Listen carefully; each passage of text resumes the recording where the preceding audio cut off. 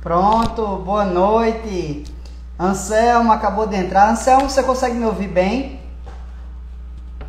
Manda aí um joinha. Diz aí se tá conseguindo me ouvir.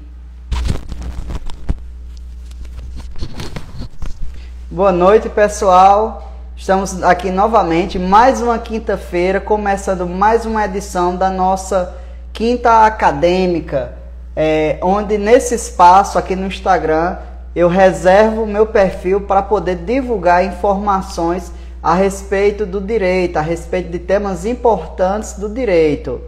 Então, eu sempre convido uma pessoa especial, um especialista no assunto, para tratar de algum tema de grande relevância. E hoje eu trago a vocês uma advogada potente, porreta, Dene Mascarenhas, também especialista em direito do trabalho, grande autoridade no assunto. Semana passada eu trouxe Anselmo Oliveira também, outra grande autoridade, especialista também no assunto. E hoje vamos ter uma outra visão. Nós tivemos semana passada a visão de Anselmo, que é um grande defensor por parte dos reclamados.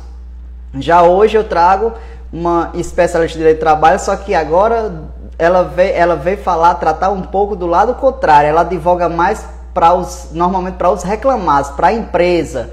Então eu gosto claro, trazer na nossa quinta acadêmica essa variedade de ideias de várias partes, para mostrar para vocês como o direito pode ser visto por várias outras óticas. Então, Dene aqui já mandou a solicitação, vou logo aceitar a nossa live, certo? Bianca, minha prima, acabou de entrar, o pessoal já começou a mandar corações. Boa noite, Dene, Olá, como boa vai você? noite, tudo bom? Estão me ouvindo? Você consegue me ouvir? Sim, você está me ouvindo? Agora sou eu que não estou lhe ouvindo. Deixe-me ver o que foi que aconteceu. O pessoal me ouve?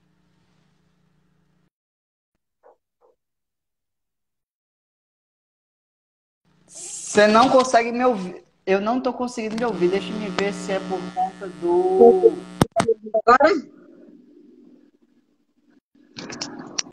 Agora você ficou mudo para mim. Ó, estão dizendo que Você estão me consegue me ouvir? ouvindo. Sim, estou te ouvindo. Pronto, pronto. Pronto, Realmente, tudo bem. realmente não está dando muito certo fazer live com o microfone de lapela. Sempre que eu Vestido meu, só estou no usando agora fone. verdade. Se o áudio não estiver legal, eu posso colocar os fones. O pessoal começou a entrar. Pessoal, se não estiver ouvindo bem, olha aí. Ouvindo os dois, Ricardo Mascarenhas. Muito obrigado. Pronto. Então, eu estava aqui no início da live, fixando esse comentário para todo mundo que entrar em nosso espaço aqui, em nossa live, saber de que se trata. E hoje a convidada é você e você escolheu como tema as armadilhas da terceirização. Então, antes de começarmos, eu gostaria de primeiro agradecer sua disponibilidade em estar aqui comigo em uma quinta-feira à noite, depois de um dia de trabalho, que com certeza deve ter sido longo e cansativo, para fazer esse grande serviço em prol da sociedade, que é divulgar e espalhar a informação. Como eu falei na live passada, quando o meu convidado da vez foi nosso colega Anselmo, a nossa sociedade ela está carente de boa informação. Hoje, claro, graças às redes sociais, à internet, existe muita informação sendo veiculada. Só que no meio de toda essa informação também há a má informação, ou seja, a desinformação. E por isso é bom nós, profissionais, divulgarmos, compartilharmos um pouco desse nosso conhecimento para melhor orientar a sociedade. Porque uma sociedade que tem o pleno conhecimento dos seus direitos, com certeza vai estar apta a melhor defendê-los. seja principalmente através da contratação de um advogado. Porque muitas pessoas, isso eu falo por experiência própria, deixam de fazer valer seus direitos porque simplesmente não sabem que tem direito àquilo. E você, como especialista, como grande autoridade no direito do trabalho, é importante que venha aqui dar seu parecer a respeito desse tema que é a terceirização. Se eu entendi bem, você advoga mais para o lado dos que são normalmente os reclamados, né? No caso, as empresas. Estou certo? Isso, com certeza. Então, sim, perdão. Então, eu vou deixar de me alongar nessa introdução ou apenas fazer uns avisos rápidos. Pessoal, quem tiver perguntas, quem tiver algum questionamento para fazer para a nossa convidada, existe aí uma ferramenta excelente do Instagram, que é um balãozinho que tem um ponto de interrogação dentro. Você clica nele e já digita a sua pergunta. Por que isso é importante? Porque quando você escreve nos comentários, nós temos vários comentários subindo e descendo, então fica difícil acompanhar. Às vezes pode alguém fazer uma pergunta e eu não ler na hora. E nessa ferramenta eu já recebo a notificação aqui no meu perfil de que há uma pergunta. Então, quem tiver suas dúvidas, e eu coloquei essa informação também no link fixado, no comentário fixado no meu perfil, falando justamente do tema da live de hoje e também essa informação de quem quiser fazer perguntas, pode ir no balãozinho ao lado. Que, por sinal, Dani, já tem um questionamento. A live não... Já fico nervosa com a pergunta. Gente, boa noite. Eu queria agradecer o convite do colega do Dr. Georgiano. Foi um prazer aceitar, realmente, quinta-feira à noite, depois do trabalho, a gente tem filho, e as pessoas estarem aqui, mais importante é que tem gente aqui assistindo a gente, né? Eu gostaria de pedir a todos que dessem o likezinho aí, para poder o Instagram botar nossa live no início e mais pessoas assistirem, para a gente poder passar mais informação a todos. Eu gostaria de primeiro agradecer a presença também de todos que estão assistindo. Bom, eu vou me apresentar, meu nome é Deni Mascarenhas, eu sou advogada trabalhista e empresarial. Eu fui durante 13 anos, eu tenho 17 anos de formada, e durante esses 13 anos da minha vida profissional, eu fui procuradora estatal numa empresa pública chamada Infraero. E durante esses 13 anos, eu pude trabalhar com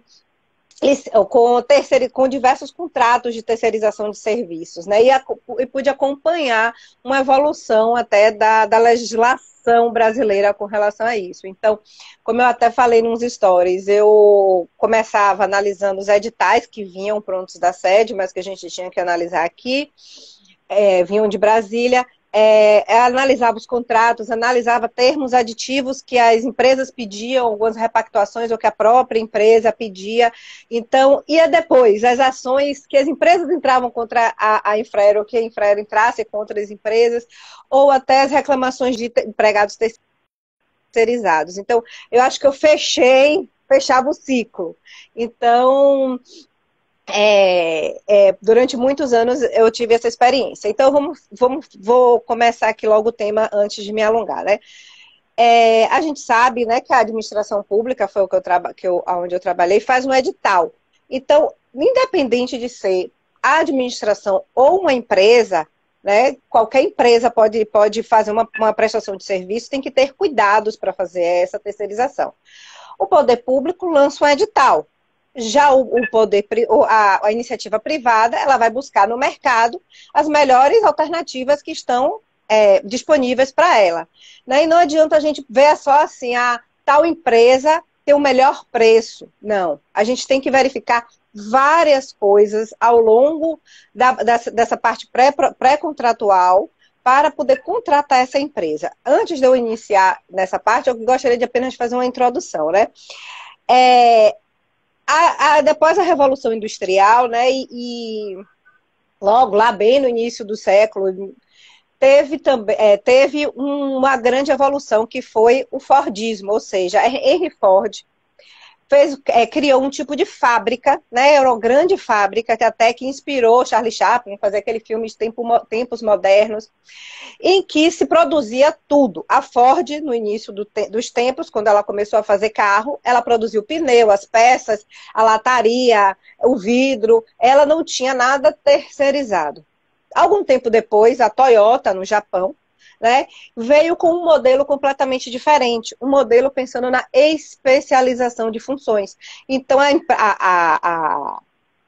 uma fábrica de automóveis passou a ser uma montadora de automóveis. E aí, a partir dali, começou-se a terceirizar. Terceirizava o pneu, compra pneu na Pirelli, compra as peças no não sei aonde, a chapa vem do sei aonde, o vidro vem do não sei aonde, e eles montam. E foi aí que começou a se pensar em terceirização.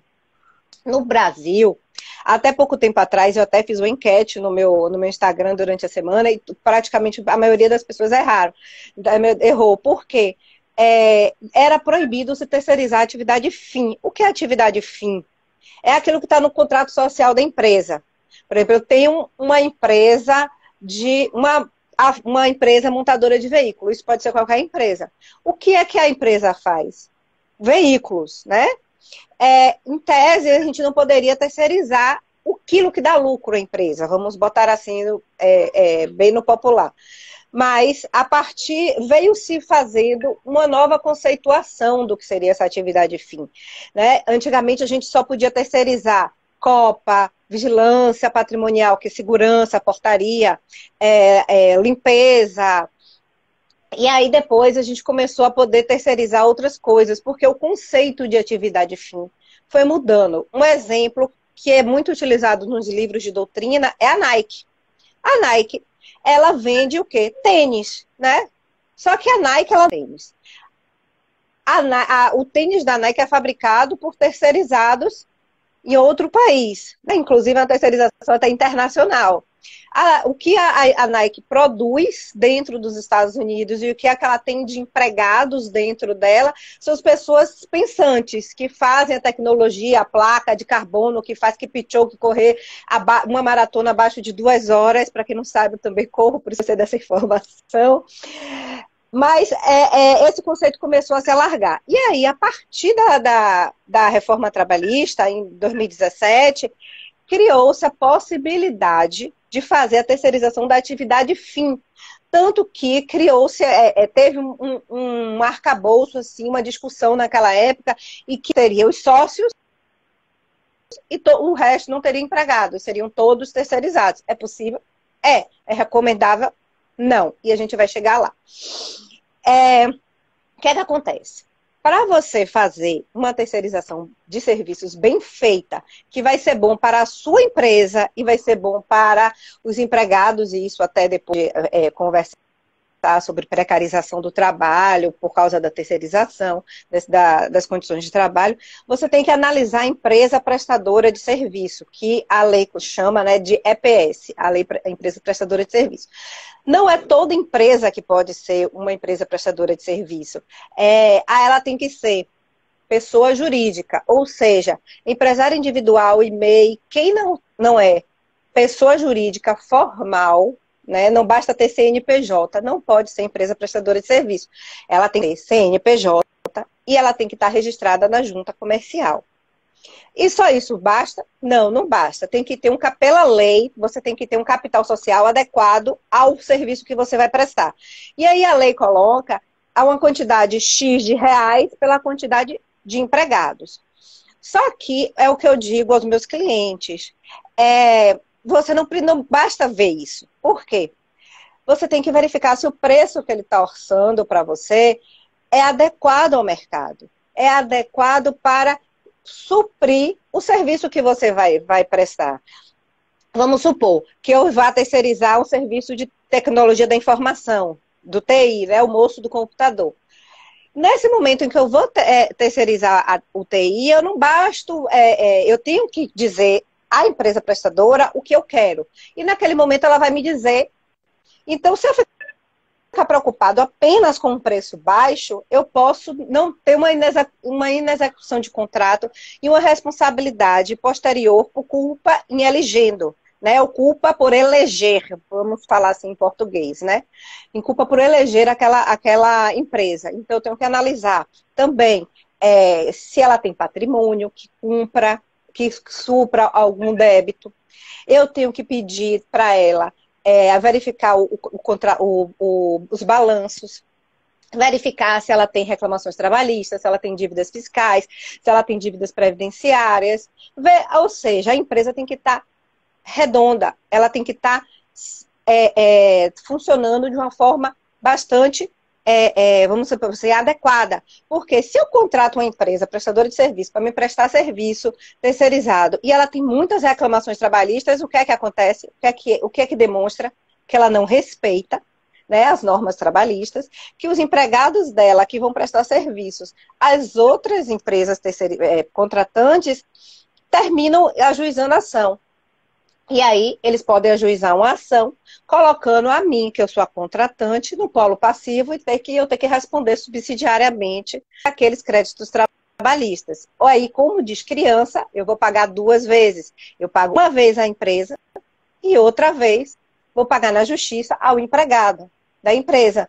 Porque muitas empresas prestadoras de serviço depois sumirem. Mas isso é outro tema que, se der tempo, a gente conversa. Então, firmado esse contrato, né, a gente verificando a capacidade econômica financeira da empresa, a gente verificando que ela é empresária, a sociedade é empresária, a gente contratando, tem que se manter uma regularidade de fiscalização contratual durante todo o percurso do contrato. Por quê? Porque você pode, se ela perder essa capacidade econômica financeira, o contrato perde sua validade. E aí, o que é que vai acontecer? A partir do momento em que a empresa prestadora de serviço perdeu sua capacidade econômica financeira, ou seja, ela deixa de reunir as condições financeiras para prestar aquele serviço. De acordo com o que diz a lei, tanto a lei da terceirização, que é a 6.019, né, com as modificações trazidas em 2017, quanto diz o TST, a jurisprudência, a partir daquele frente, com a invalidade, se o contrato for declarado inválido, aqueles empregados que, para continuarem prestando serviço, vão ter vínculo direto comigo, o contratante. Então, a empresa vai ter prejuízo. Se eu tiver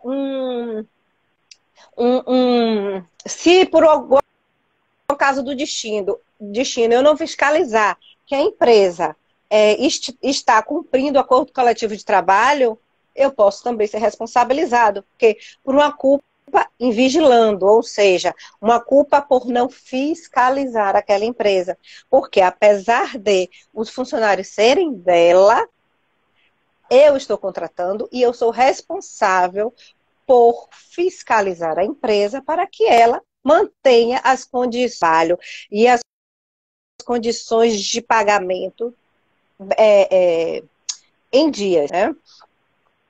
E o que acontece? O que é aconselhável à empresa contratante, né? Além de aquilo tudo, é exigir que a empresa prestadora de serviço, ela ofereça garantia, seguro-garantia, fiança bancária, para que, em caso de descumprimento contratual, a contratante não fique no prejuízo, não tenha que realizar o pagamento, né, e na justiça da responsabilidade subsidiária. O que não termina com relação à empresa privada, por vezes, tal fato não acontece. Por quê? Porque é comum, todo mundo aqui já trabalhou numa empresa, a maioria, né, trabalhou numa empresa, que tem o pessoal de Copa, que tem o pessoal de vigilância patrimonial. O que é que acontece?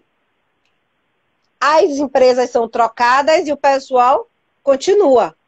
E, geralmente, o que é que acontece? Eles evitam de colocar a empresa contratante no polo passivo de uma ação, de uma reclamação, porque eles continuam naquela empresa. Então, pode ser que o empresário ele ache que não vai ter risco por causa disso, mas ele pode sim sofrer uma reclamação trabalhista pelo fato de que alguém pode não continuar naquele serviço. e ter um prejuízo no pagamento de verbas trabalhistas em juízo. Não só verbas rescisórias, né? Adicionais, hora extra, tudo isso. Então, qual é a obrigação da empresa contratante? Para se cercar de cuidados, para não cair numa armadilha. É fiscalizar.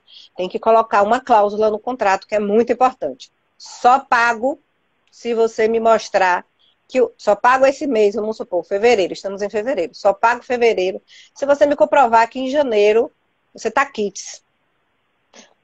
Débitos trabalhistas, se você demitiu alguém, se pagou a rescisão, se cumpriu o acordo coletivo, se pagou, fez o recolhimento da Previdência, se depositou FGTS de todo mundo, pago o valor contratado.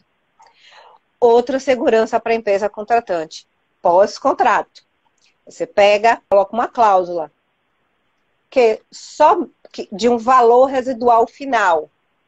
E esse valor residual final, ou a última parcela, que seria referente ao último mês de contrato, também só pago depois de que me comprovar que está tudo quites. Inclusive que se você demitiu todos os empregados daqui, todo mundo recebeu suas parcelas rescisórias, 13º, tudo direitinho, para que eu depois não seja prejudicado, certo?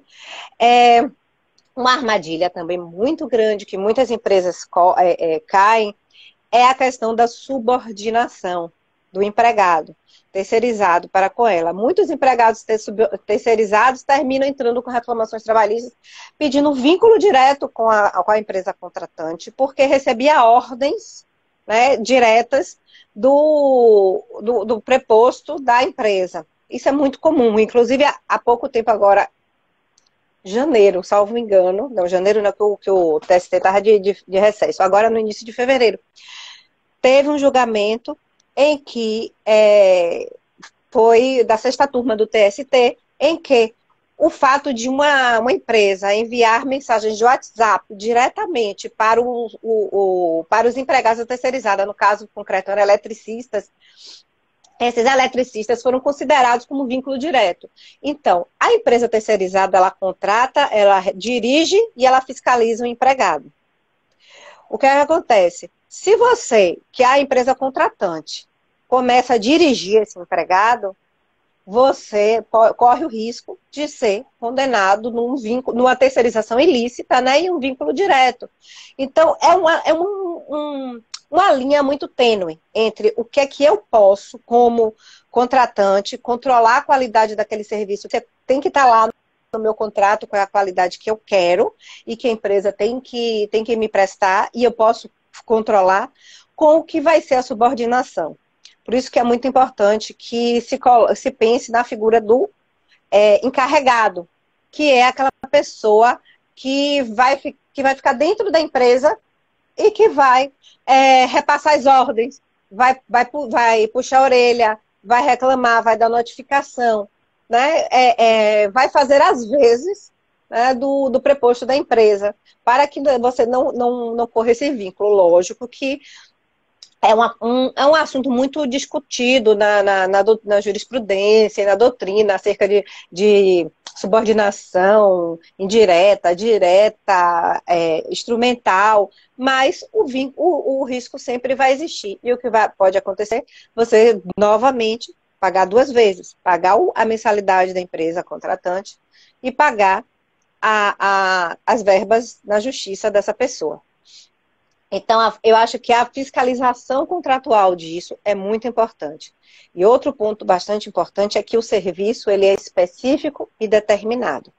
Eu não posso chegar e fazer um contrato de geral. Eu vou terceirizar. Vou terceirizar o quê? Não, me mande aí os empregados. Não, eu vou fazer um contrato de prestação de serviço, de vigilância patrimonial, eu vou querer tantos postos de portaria, tantos postos de segurança armada, tantos postos disso. Específico e determinado. E por ser específico e determinado, aquele funcionário que está lá no contrato, que ele vai fazer agente de portaria, ele não pode ser utilizado para ser motorista, sob pena de ser considerado também terceirização ilícita. E a gente vê muito isso. Muitas empresas terminam pecando por isso, porque pegam aquela pessoa que está num serviço. Meu serviço é telefonista. Meu serviço é atendente de portaria. Meu serviço é TI.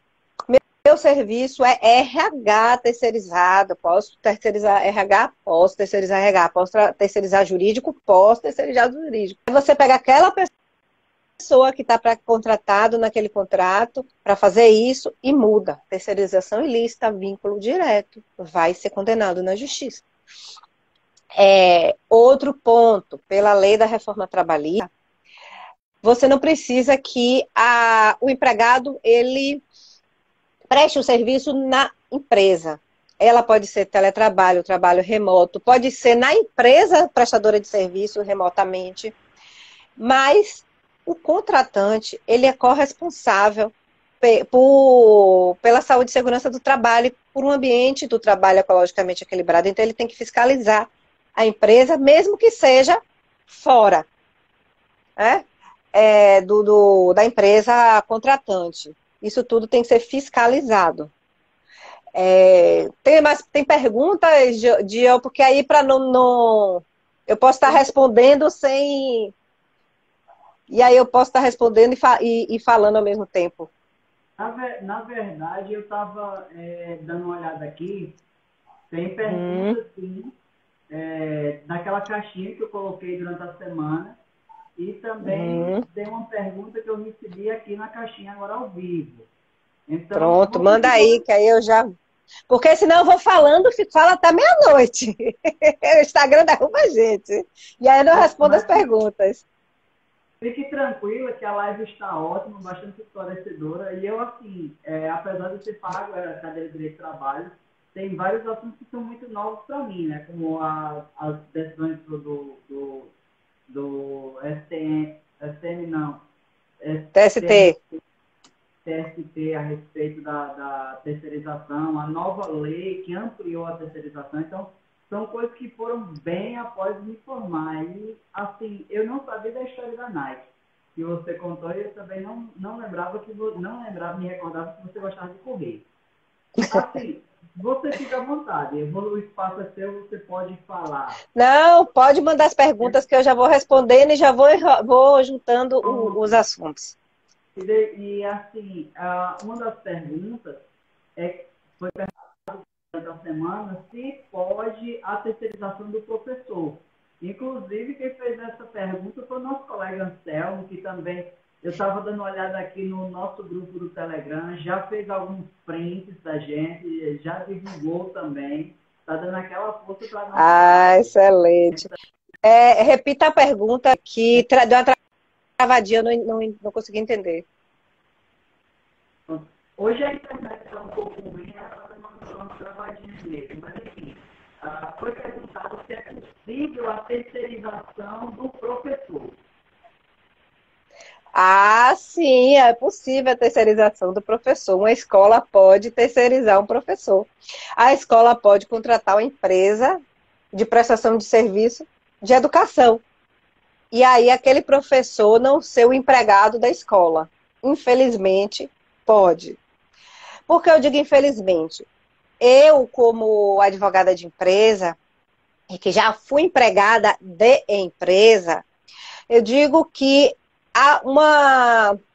eu não recomendo que algumas atividades elas sejam realmente terceirizadas, porque por mais que a gente tenha essa questão de especialização, eu vou contratar uma empresa que vai ser especialista naquilo, e ela vai me dar aquele serviço especialista e que vai ser bem melhor do que o serviço de um empregado, e que em tese mais barato, pode ser que ele não seja melhor, porque, como a gente pode dizer nos anos 80, que a gente dizia, o empregado terceirizado, ele não veste a camisa da empresa, né? Ele não é aquela pessoa, ele pode ser especialista naquilo que ele está, por exemplo, um professor ele pode ser especialista em dar aula, mas ele nunca vai ser especialista nos alunos daquela escola.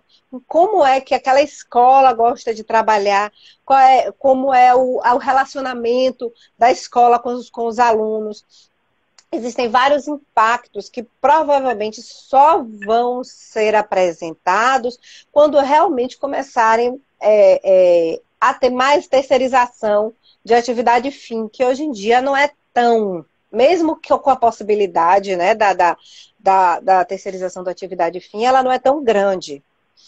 Né? Tem alguma pergunta? Porque aí eu já posso até juntar um tema que foi o tema do meu vídeo do IGTV. Posso juntar?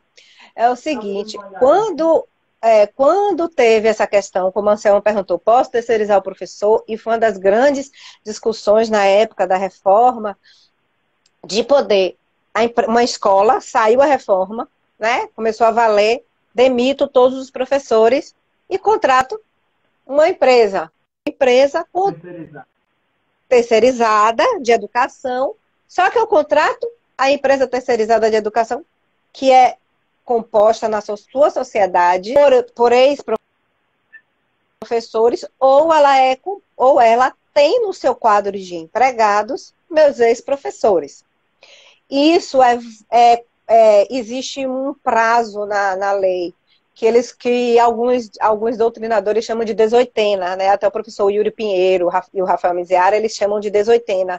Alguns professores chamam de cláusula impeditiva de pejotização para o caso de CNPJ. Ou seja, eu tenho 18 meses, por 18 meses eu não posso, se eu demitir aquele professor, no caso do exemplo concreto, se eu demitir aquele professor, ele não pode voltar como sócio de alguma empresa, né, sendo um quadro societário dessa empresa, para atuar prestando aquele mesmo serviço, e nem posso contratar uma empresa. Na verdade, assim, eu posso contratar uma empresa que ele seja empregado, vai poder, durante esse período de 18 meses, estar alocado naquele contrato. Ele pode estar alocado em outro contrato, mas somente depois de 18 meses. Isso é um modo de tentar evitar com que haja uma precarização ainda maior do trabalho do empregado com relação a essa questão da terceirização, que a gente sabe que hoje em dia é muito questionada essa questão do trabalho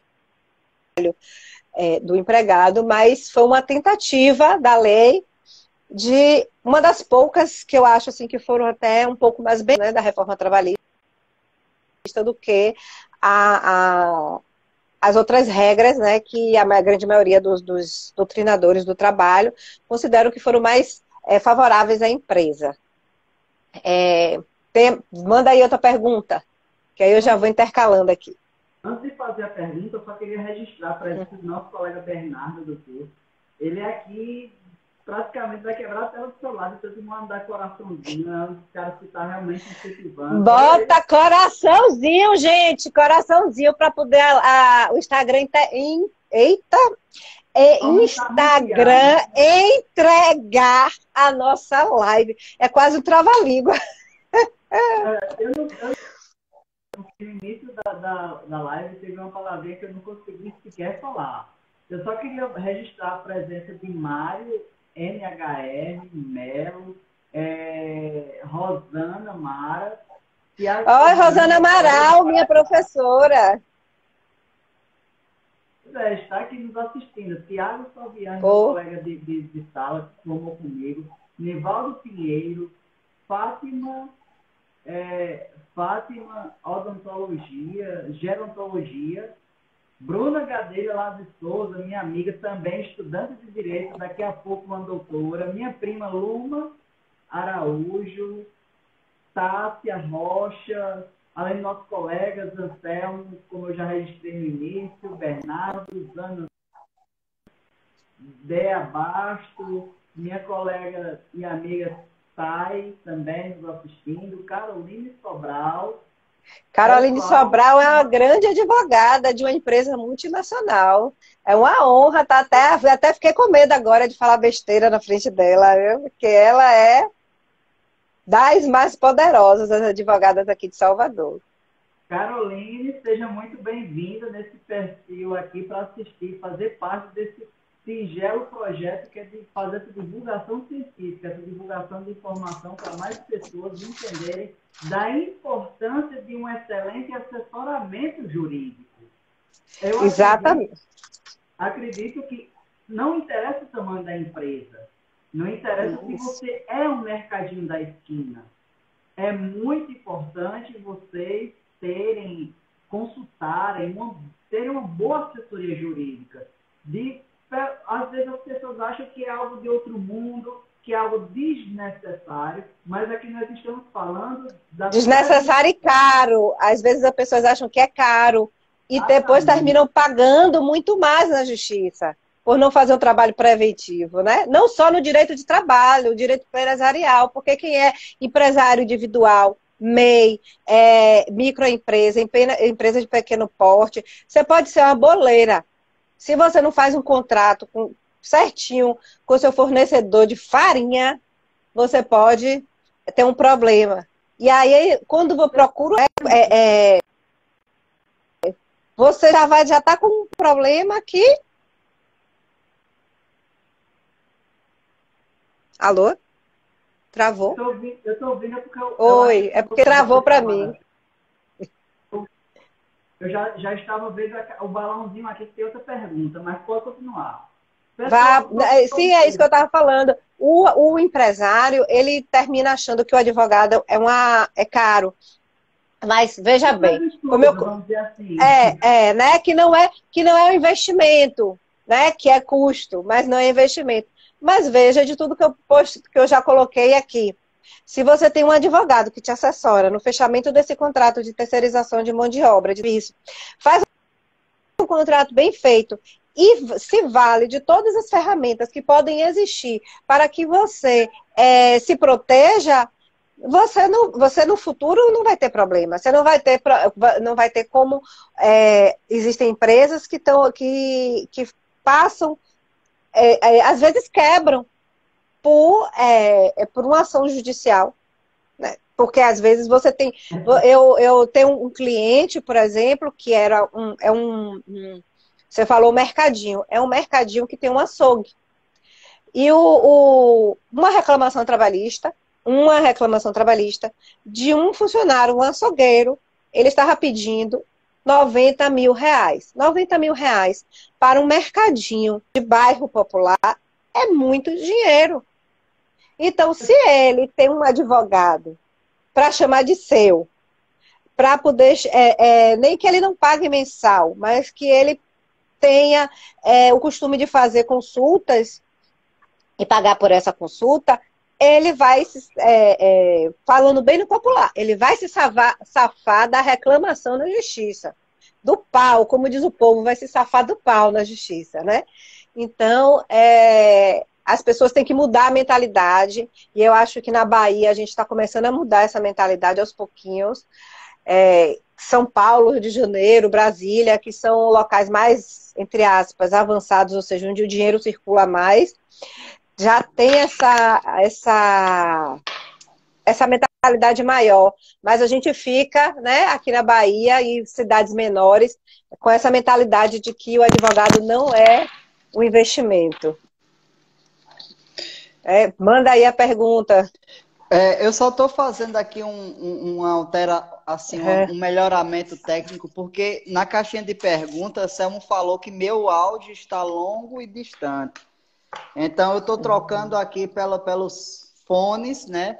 Para poder melhorar esse contato. Melhorou, né? Pronto, pessoal. Vocês me perdoem, mas eu garanto que não vai mais acontecer. É porque eu insisto em usar o microfone de lapela e ele realmente não tem ajudado nas lives. Eu não sei por quê, porque das outras vezes ele funcionava excelentemente bem.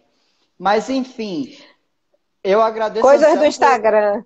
Eu agradeço, Anselmo, por ter dado esse toque aqui na caixinha de perguntas. Mas, enfim, eu tenho uma pergunta que foi enviada, que é a seguinte. No caso, o empregado que é terceirizado da empresa, depois dessa lei, se a empresa para a qual ele trabalha como terceirizado não pagar alguma verba trabalhista, ele ainda pode colocar no polo passivo tanto a empresa contratante como a terceirizada, ou mudou alguma coisa com a lei? Dificultou esse acesso à justiça? Porque, Não, Vá, né? continue. Não, vá, continue. Não. É dispositivo legal, inclusive, que o contratante é responsável subsidiário. Mas o que é que acontece? A empresa contratante ela vai se cercar desses cuidados, né?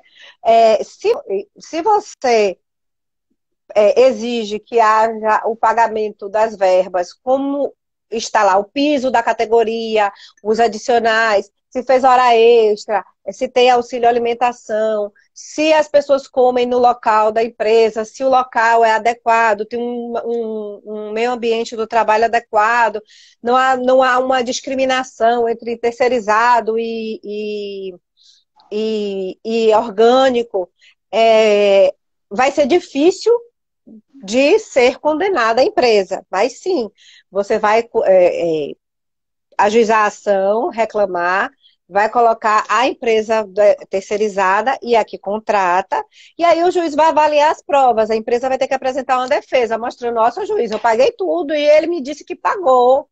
Está aqui a documentação. E aí o juiz vai avaliar, e aí, caso a empresa não pague, e aí isso já era de antes, não modificou em nada com a reforma trabalhista, a empresa contratante ela só paga caso a empresa prestadora de serviço, ou seja, a real empregadora, ela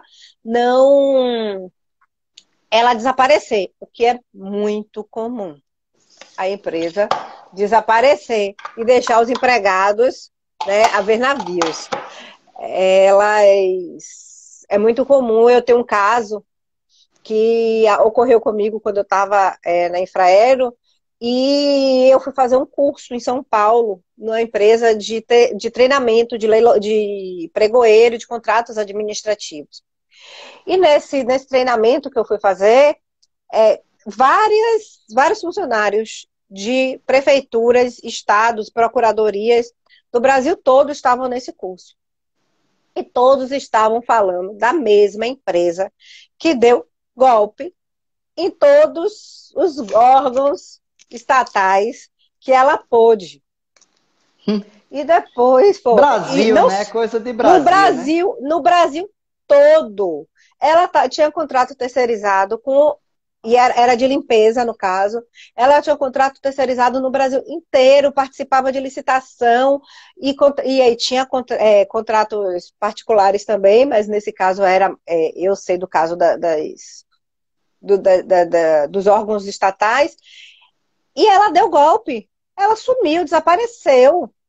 Ninguém achava dono, ninguém achava nada. Depois a gente conseguiu descobrir, inclusive teve inquérito na Polícia Federal, que o dono tinha 2, 3 CPFs. Foi uma confusão, mas é bem comum. Aí teve uma pergunta aqui, ó, de minha mãe, por sinal. É lícito, no momento da contratação de terceirização, apresentar a relação de empregados que deverão ser contratados?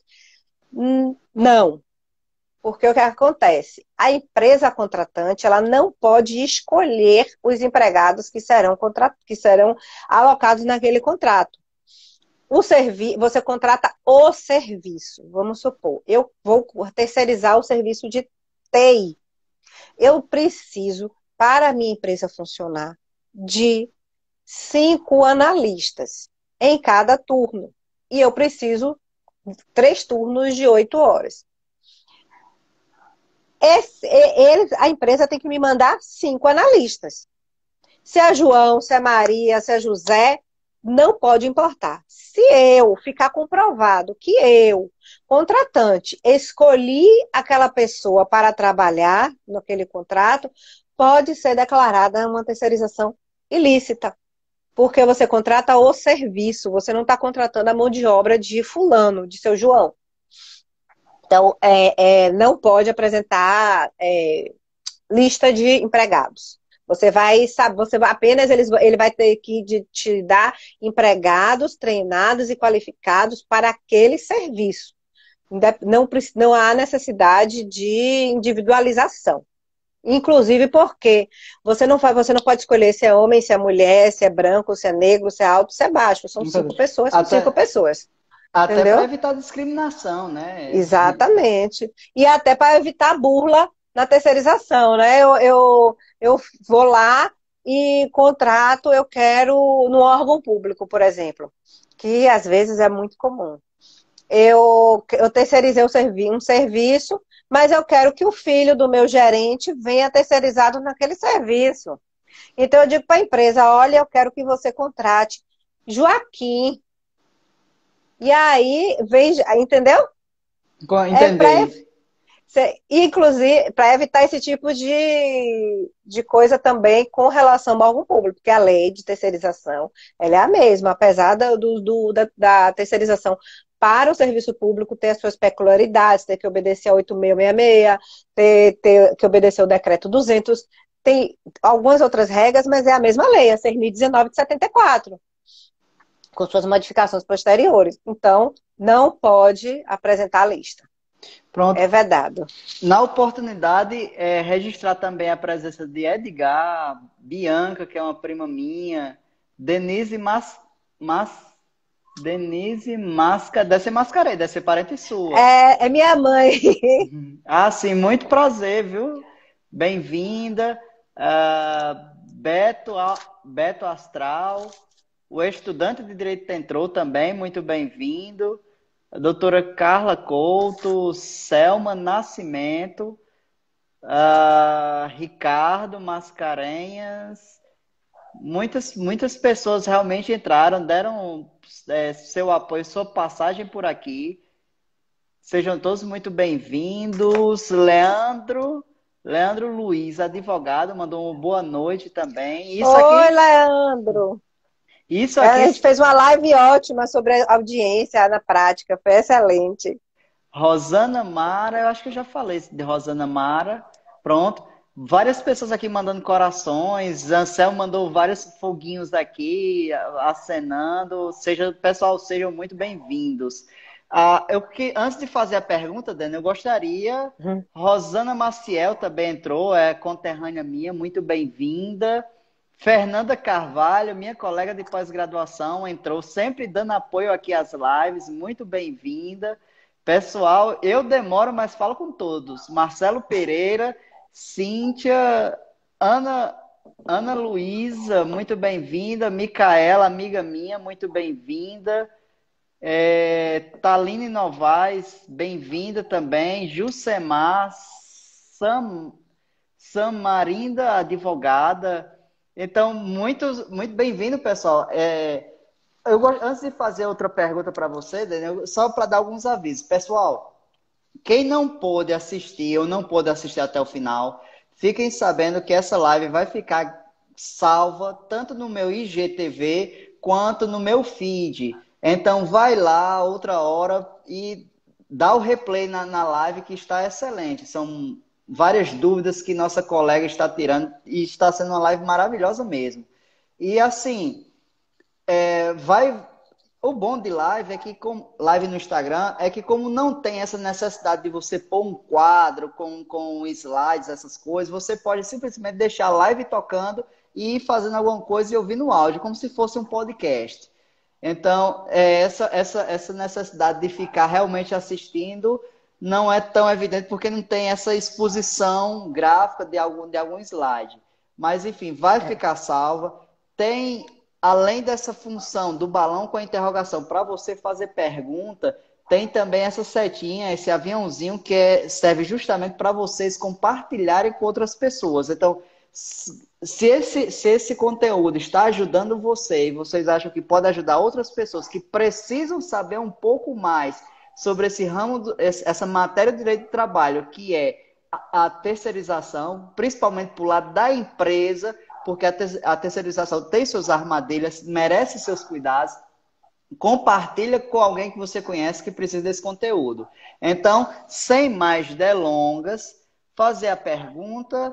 Tem uma pessoa chamada Mônica Martírio, se eu estou falando certo, que pediu assim: Dani, fala a diferença da terceirização e da PJização, muito comum na área de saúde. Olha só, um tema bastante interessante, né? Bastante interessante para os médicos, realmente.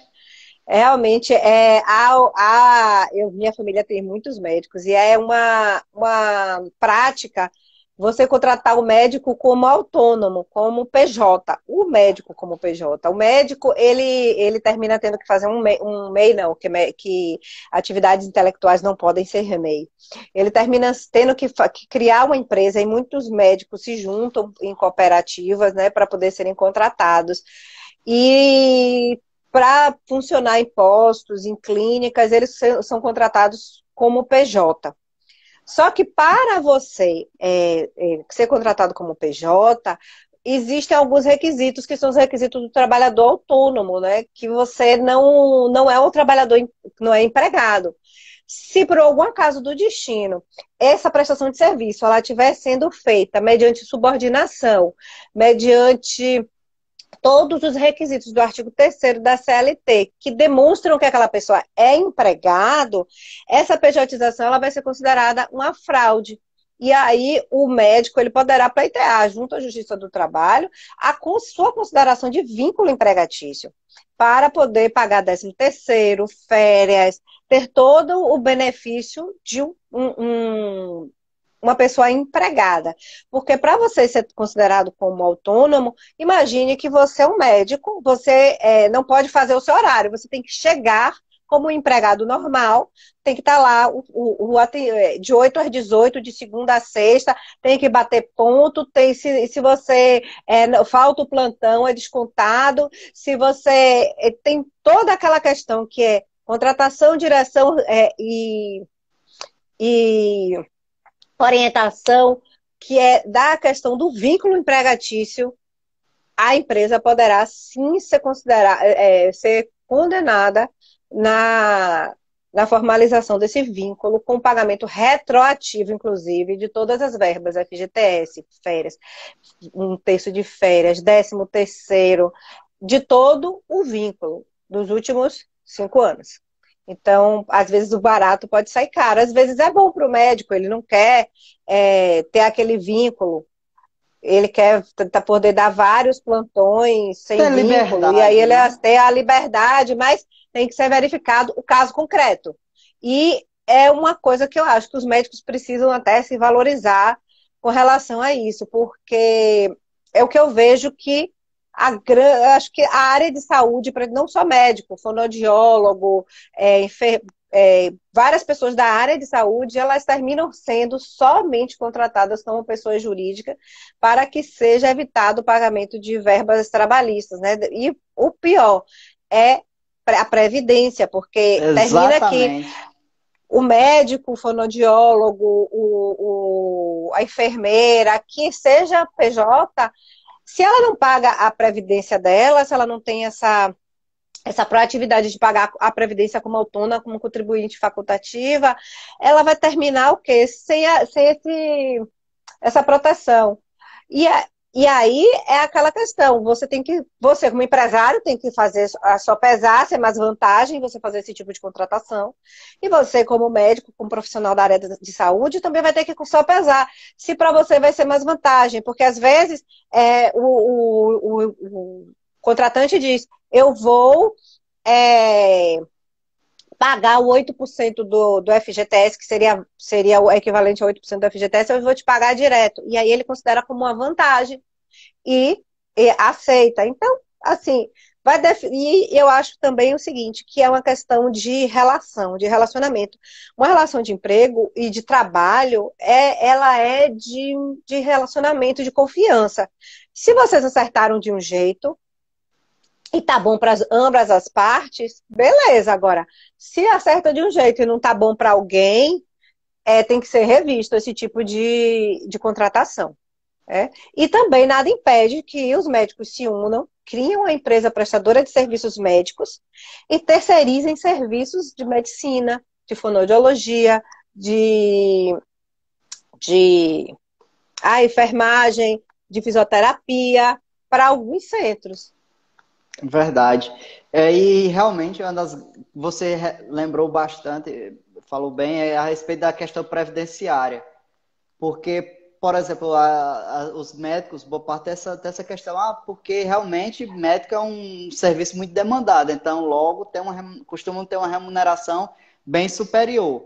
Só que acontece, a segurança previdenciária é importante porque no caso de uma invalidez, no caso de uma doença onde ele vai estar impedido de trabalhar, no caso dos dependentes, se acontecer um evento extraordinário que realmente impeça esse médico de continuar trabalhando, ou então ele venha a óbito por alguma razão de doença ou de acidente, então essa questão previdenciária é muito importante, porque quando ele é o PJ, ele que vai ter que fazer a sua contribuição para o INSS. E aí Exatamente. tem essas questões, porque quando você... É bem delicado o médico, tem que ter alguns cuidados para poder pagar a sua previdência. Principalmente porque ele pode pagar como especial. Só que tem toda uma série de critérios que devem ser obedecidos. E depois da reforma, talvez ele ter deixado de ser interessante, porque até a aposentadoria especial do médico agora exige uma idade mínima. Então, realmente é algo que deve ser pensado. É aquela velha questão que eu sempre gosto de falar nas lives e que meus convidados sempre costumam pontuar, que é o seguinte, é a questão da prevenção, pessoal, a prevenção jurídica. É igual a outros ramos também. Por exemplo, você não deve esperar o dente doer para começar a ir no dentista. O dentista é um profissional que você deve visitar pelo menos 1 ou 2 vezes por ano para fazer simplesmente aquele procedimento de limpeza, aquele procedimento para ver se não tem nada errado. Porque quando o dente começa a doer é porque algo já estava acontecendo de errado há muito tempo. Eu adoro fazer essa comparação da nossa profissão como de dentista, ou como médico também. Então, o advogado tem que deixar de ser aquela pessoa que você só deve lembrar quando já tem um problema. Você deve pensar no advogado para evitar problemas, para evitar que ele se instale. E como o Dani bem pontuou, um único prejuízo, uma única ação, um único problema que resulte em uma ação judicial pode levar a sua empresa, seja independentemente de ser de pequeno ou médio porte, à falência. Ou seja, sua vida toda dedicada àquilo, ao seu trabalho, pode ir para a lata do lixo. Então, é necessário ter muito cuidado. É necessário começar a pensar na assessoria jurídica preventiva. Tá com dúvida? Veja um profissional.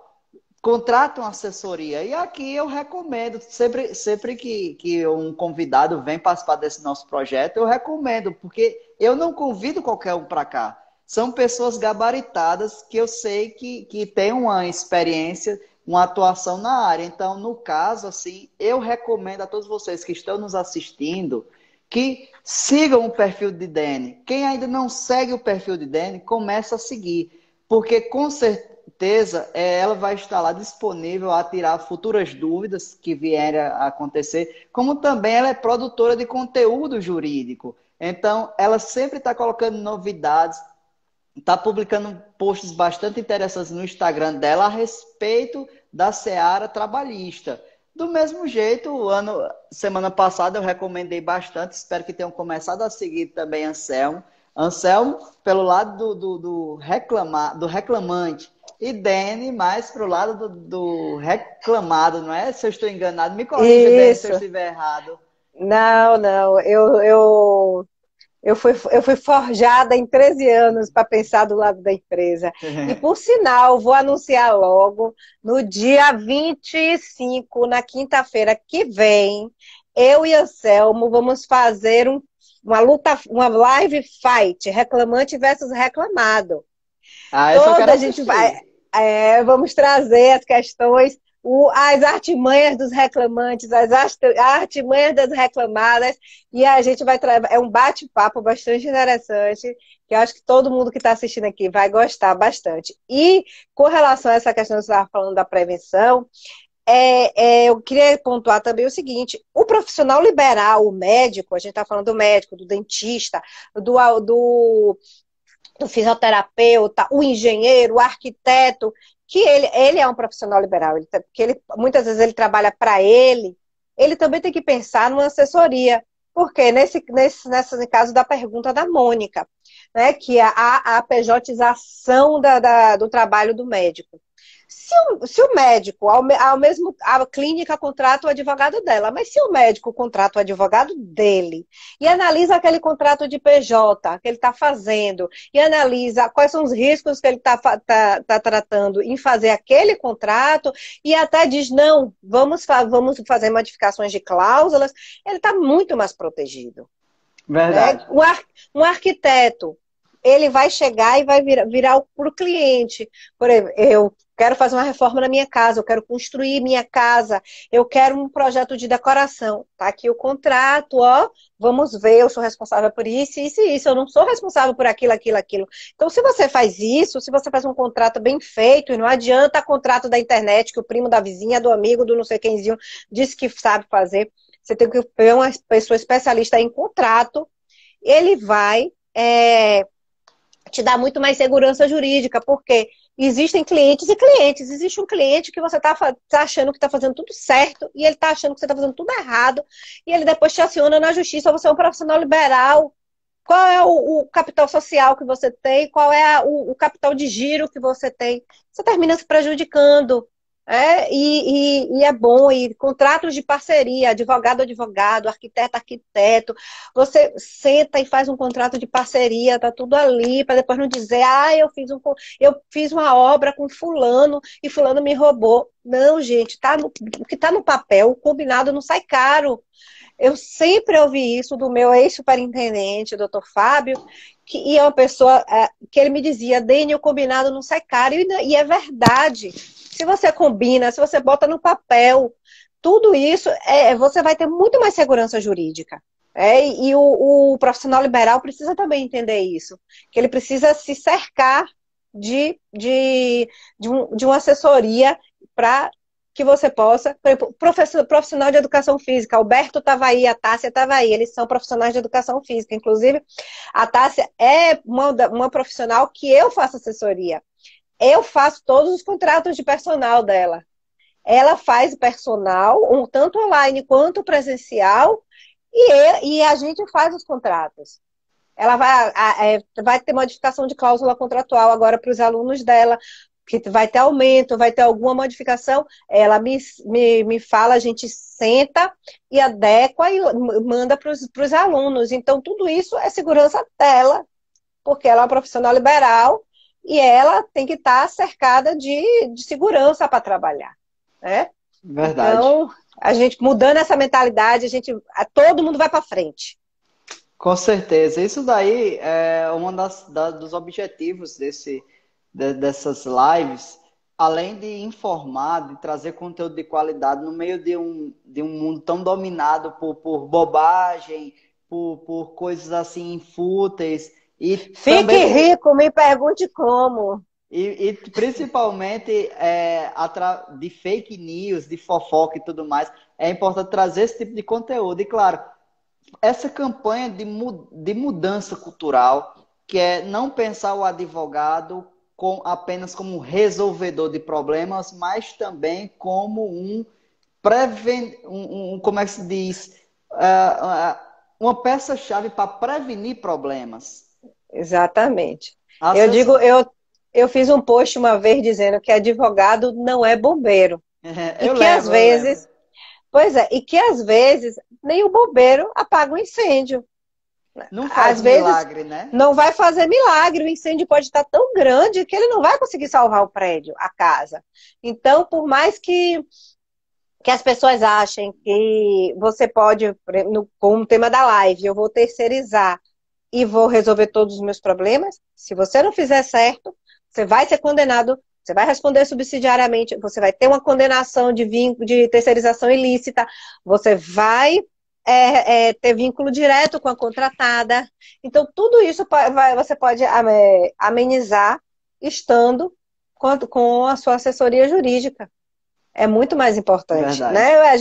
A gente precisa entender que contrato não é qualquer um que faz, que assessoria jurídica, que lei a gente não vê no Google.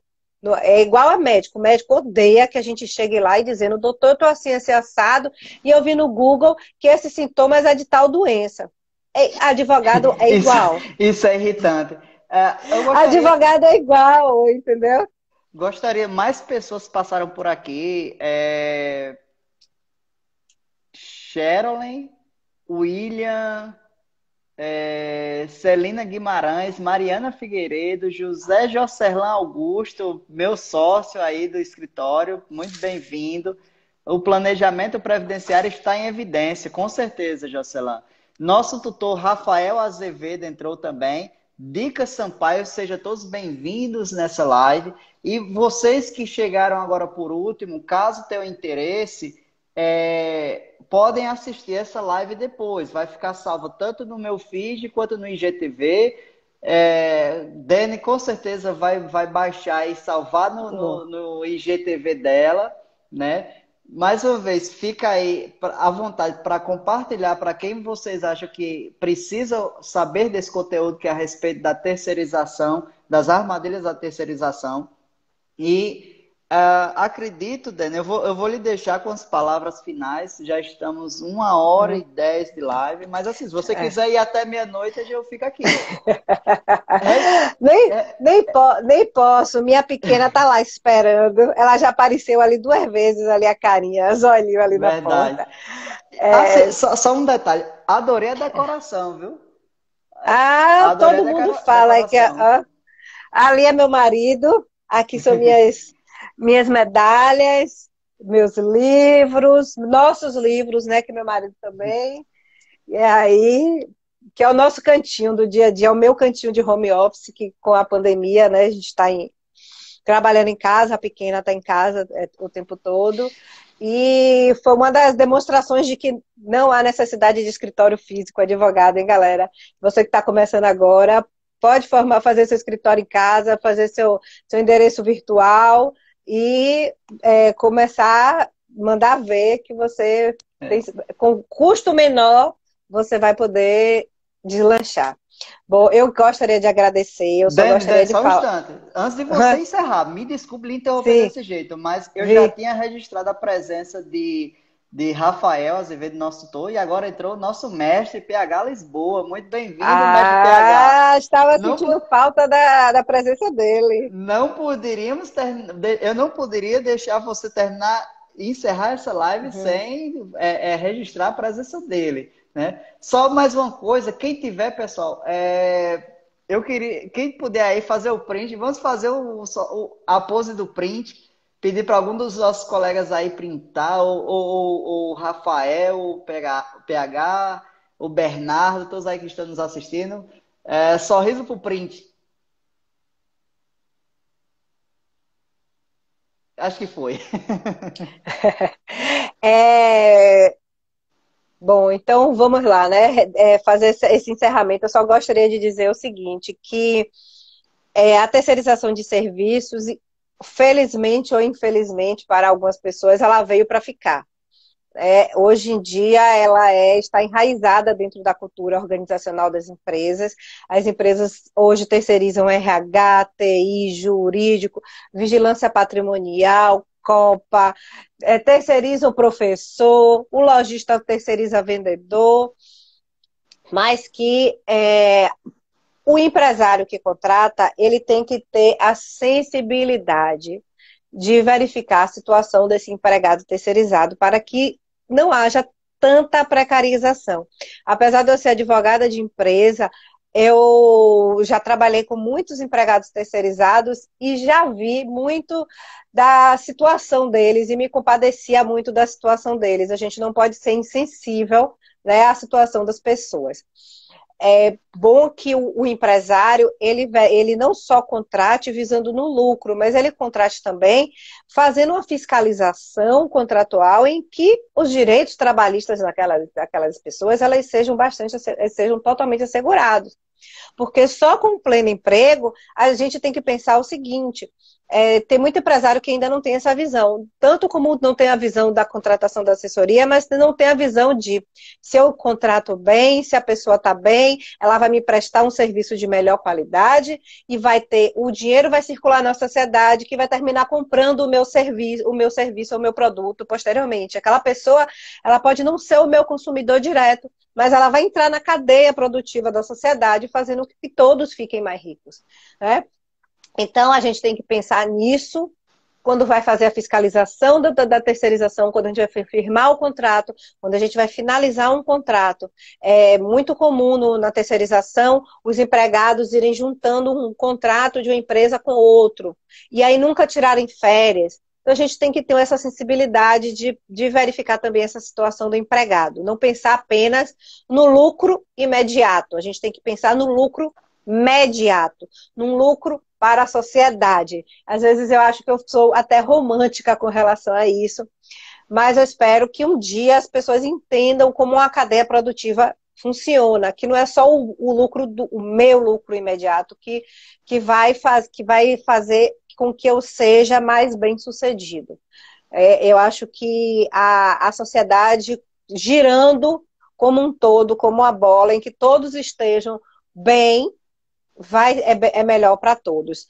Que vou parar com o romantismo e vou agradecer a vocês todos pela presença, quem ficou desde o início, quem entrou, quem saiu, quem voltou, e que me ouviu, porque esse assunto não é comum, esse assunto não é uma coisa muito didática para quem não é da área jurídica, tem conceitos mais jurídicos para a gente pensar, mas eu quero agradecer o convite, agradecer os elogios e agradecer a todos. E quem quiser pode reassistir, eu vou salvar também no meu perfil e vou botar no meu YouTube também, eu tenho um canal no YouTube, vou salvar, vou botar live para ver se distribui para o mundo todo. Bom saber, viu? Faz logo propaganda aí, informa logo como é que as pessoas fazem para lhe encontrar no YouTube. É só colocar Dene Mascarenhas no YouTube que vai me achar. Pronto, perfeito. Então, só encerrando, pessoal, novamente agradeço, principalmente a presença de nossa convidada, Dene, que se disponibilizou de participar desse projeto, dessa live, de estar informando a sociedade, de dar o ponto de vista dela sobre essa matéria tão interessante do direito, que é sobre a terceirização. Relembrando novamente que vocês podem assistir outra vez, vocês podem compartilhar com outras pessoas que precisam. Quem ainda não segue o perfil de Dene, pode seguir, porque ela sempre está postando conteúdo de boa qualidade lá no perfil dela.